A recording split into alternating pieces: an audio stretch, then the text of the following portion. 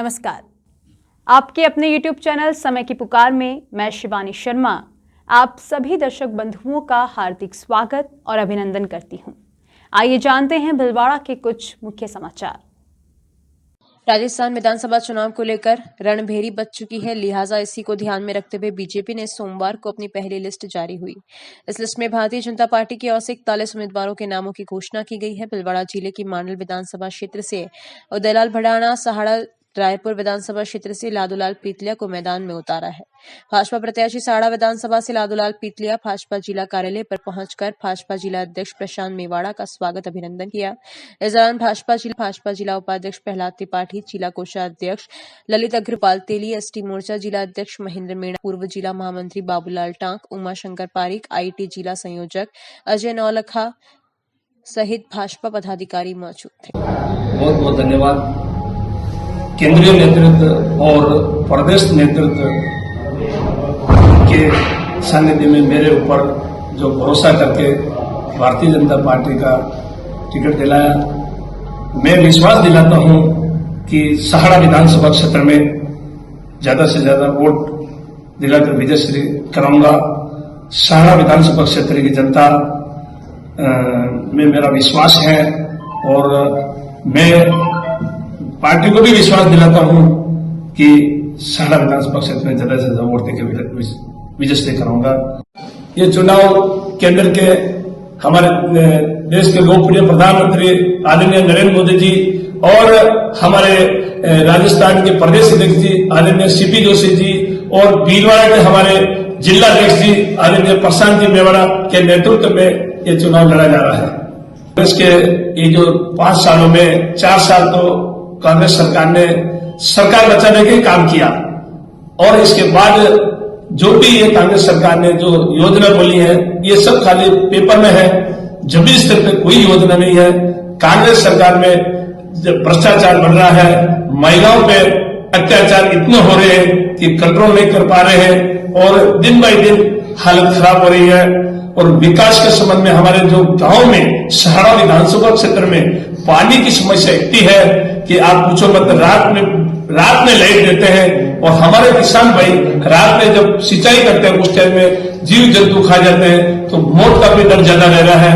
और जो कांग्रेस सरकार में शिक्षा का भी बहुत तकलीफ है। ये खाली झूठे वादे करते हैं कि 8वीं से 12वीं कर रहे हैं, खाली वोट लेने के लिए प्रलोभन करने के लिए कर रहे हैं। अभी इलेक्शन आ गया, जब इनको इतना भी करने का था तो चुनाव होते ही 2018 के टाइम में करना था, उस टाइम तो सरकार बचाने में लगे। तेली समाज युवा फाउंडेशन भीलवाड़ा के सेवा समर्पण सहयोग की निरंतरता की कड़ी कार्य संपन्न हुआ। सनातन धर्म के अनुसार गौ माता में समस्त देवी देवताओं का वास होता है और गौ सेवा सबसे बड़ी सेवा होती है। इसी दिव्य तेली समाज युवा फाउंडेशन और श्री महाराणा प्रताप गौ उपचार केंद्र सांगानेर के सानिध्य में सांगानेर में 40 फीट लंबाई की प्याऊ का निर्माण करवा के उसका उद्घाटन संस्थाओं के सदस्यों द्वारा किया गया। इसके साथ ही गौशाला में गायों के लिए हरा चारा भी डाला गया। कार्यक्रम में दोनों संस्थाओं के सदस्यों ने सभी को तिलक लगाकर मुंह मीठा करवाया और निरंतर इसी प्रकार सेवा कार्य करने के लिए प्रेरणा भी दी। कार्यक्रम में चंद्र प्रकाश जरवाल, कैलाश अग्रवाल, राजाराम साकुनिया, धनराज कसोदनिया, दिया मुकेश माल, कालूलाल, प्यारेलाल अग्रवाल, दुर्गेश साह, लोकेश जादम, शंकर बैरवा आदि उपस्थित थे। गुरला क्षेत्र के ओझाघर महादेव के पास सैन समाज आम मेवाड़ चोकला ओझाघर महादेव के 34 गांवों द्वारा सराय निर्माण संबंधित कार्य के मार्गदर्शन करने व समाज के द्वारा इकट्ठा रुपए का लेखा जोखा मीटिंग में रखा गया। साथ समाज जनों से मार्गदर्शन लिया गया और साथ ही सैन समाज आम मेवाड़ ओझाघर महादेव चोकला के परिवार जनों से उगाही के प्रति परिवार 2100 रुपए सराय निर्माण के लिए इकट्ठा किया जाना निश्चय किया। साथ ही उगाही के निर्माण के लिए देगा उसका भामाशाह पट्टिका पर नाम लिखा जाएगा। सराय के निर्माण में समाज की कुछ राशि उपलब्ध कराई गई। सराय निर्माण का कार्य प्रगति पर है। गोपाल लाल गुंजली, श्यामलाल राजपुरा, सत्यनारायण सैन गुड़ला, हीरालाल, बालूलाल हरकलाल, गोपाल लाल, भेरूलाल, महावीर, शंकर लाल, जगदीश लाल, शांतिलाल आदि समाज के व्यक्ति मौजूद रहे। विदिशा मध्य प्रदेश में आयोजित 67वीं राष्ट्रीय स्कूल खेल कुश्ती U14 चैंपियनशिप में सोनाक्षी जाट ने कांस्य पदक जीता। कुश्ती कोच बबलू गुजर ने बताया कि सोनाक्षी जाट ने कर्नाटक, महाराष्ट्र, मध्य प्रदेश की पहलवानों को हरा के मेडल जीता और भीलवाड़ा राजस्थान का मान बढ़ाया। अकेडमिक आने पर अकेडमी के संचालक बालूलाल माली, अध्यक्ष नंदलाल माली, पार्षद कैलाश मुंद्रा, बंशीलाल मोली, अंतर्राष्ट्रीय पहलवान धर्मराज सुवालका, रेलवे पहलवान कुश कुमार, श्यामलाल माली, कालूलाल माली, राजेश जाट, राजू माली, भगवतीलाल जाट, लोकेश तिवारी, प्रमोद त्रिपाठी, आदित्य महाराज, रॉकी, अखिलेश तेली, शुभम बल्दी, हर्ष जैन आदि ने पहलवानों का स्वागत किया व बधाई दी।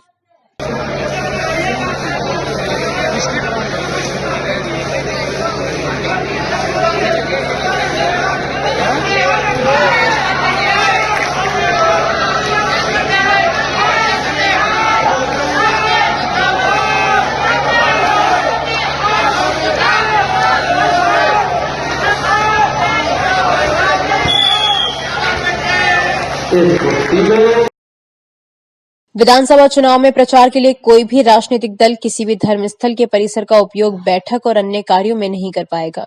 निर्वाचन आयोग ने पहली बार पाबंदी लगाई है। अब तक ग्रामीण क्षेत्रों में चुनावी सभाएं और बैठकें धर्मस्थलों पर ही होती रही है। ऐसे में अब बैठकों के लिए राजनीतिक दलों को नया ठिकाना ढूंढना पड़ेगा। विधानसभा चुनावों को लेकर जिला निर्वाचन अधिकारी आशीष मोदी ने पत्रकार वार्ता के दौरान यह जानकारी देते हुए बताया कि निर्वाचन आयोग ने पहली बार मंदिर, मस्जिद, चर्च सहित सभी स्थलों में किसी भी राजनीतिक दल की बैठक, सभा और प्रचार का काम नहीं हो पाएगा। उन्होंने बताया कि पहली बार निर्वाचन आयोग ने इस तरह की रोक लगाई है। जिला निर्वाचन अधिकारी ने कहा कि आचार संहिता के चलते नए पट्टे बनाने का काम नहीं हो पाएगा। किसी भी तरह के पट्टे नहीं बनेंगे। उन्होंने स्पष्ट किया कि आचार संहिता से पहले जो विकास के काम या अन्य कार्य शुरू हो गए हैं वे यथावत जारी रहेंगे, लेकिन नए काम नहीं हो पाएंगे। निर्वाचन विभाग ने अपने ऐप पर शिकायत दर्ज होने के बाद उसका निस्तारण का समय 100 मिनट तय किया है। शिकायत के साथ फोटो भी मांगा गया है। निर्वाचन आयोग की वेबसाइट पर चुनाव में होने वाली किसी भी गड़बड़ी और समस्या को लेकर शिकायत की जा सकती है। 1 अक्टूबर 2023 को 18 वर्ष पूरे करने वाले युवा मतदान के लिए दावेदार होंगे, लेकिन उन्हें 27 अक्टूबर से पहले मतदाता सूची में नाम जुड़वाने की प्रक्रिया पूरी करनी होगी।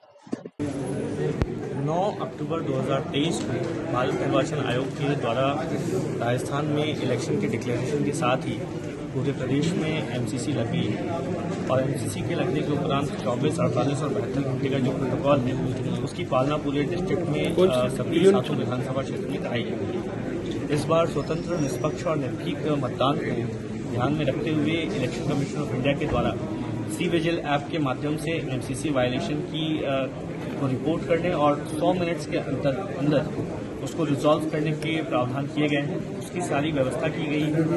कल समस्त एफएसटी, एसएसटी टीम्स को इसके बारे में प्रशिक्षित किया गया और उनकी आईडी बना करके लॉगिन करवाई गई ताकि वो इसको हैंड्स ऑन ट्रेनिंग के माध्यम से यूज़ कर सकें। साथ ही जो मतदाता छूट जाते थे जिनको एब्सेंटी वोटर्स कहते थे, कई बार लोकोमोटिव डिसेबिलिटी और कई बार बहुत ज़्यादा एज होने के कारण कुछ लोग वोटिंग नहीं कर पाते थे। उसके लिए होम वोटिंग का प्रावधान फॉर्मेट 12D के माध्यम से किया गया है।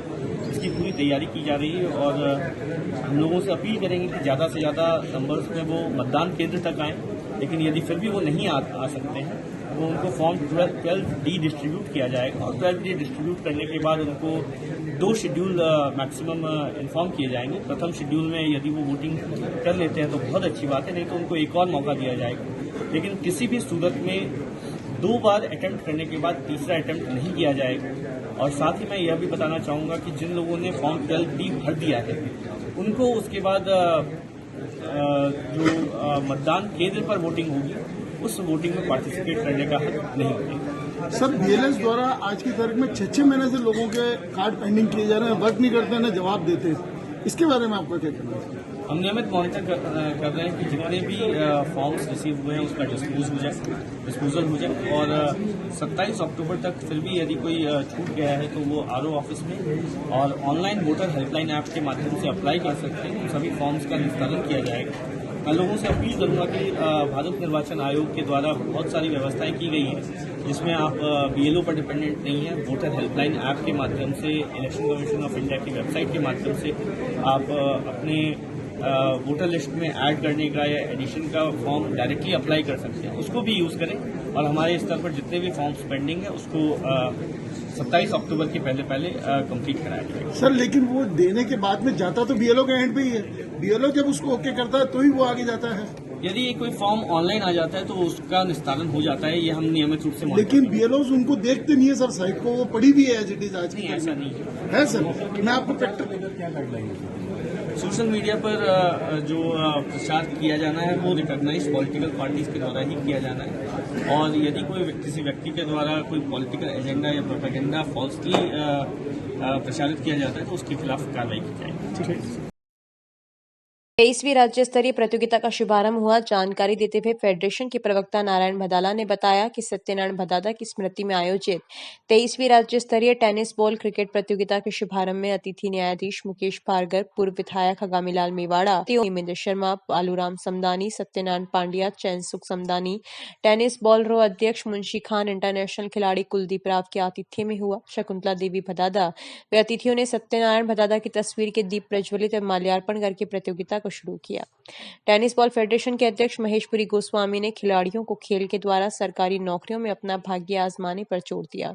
फेडरेशन के सचिव इस्माइल रंगरेश ने बताया कि पहले दिन बालक वर्ग में 12 जिले ने टोंक को 5 विकेट से हराया, उदयपुर ने डूंगरपुर को 8 विकेट से, पाली ने राजसमंद को 8 विकेट से और बालिका वर्ग में डोसा ने बीकानेर को 40 रन से। इस दौरान कैलाश पतादा, दीपक हर्ष गर्व, सचिन काबरा, करणपुरी, पुनित, नरेंद्र आंचलिया, दीपक सोनी, सुभाष क्लब के सभी सदस्यगण मौजूद रहे। उद्घाटन समारोह में पधारे मेरे मार्गदर्शक श्रीमान रघुराम, हमारे न्यायाधिपति श्रीमान मुकेश वर्मा साहब,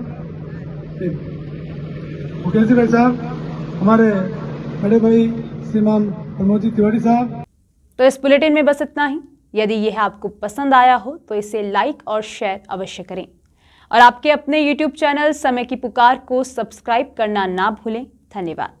जय हिंद, जय भारत।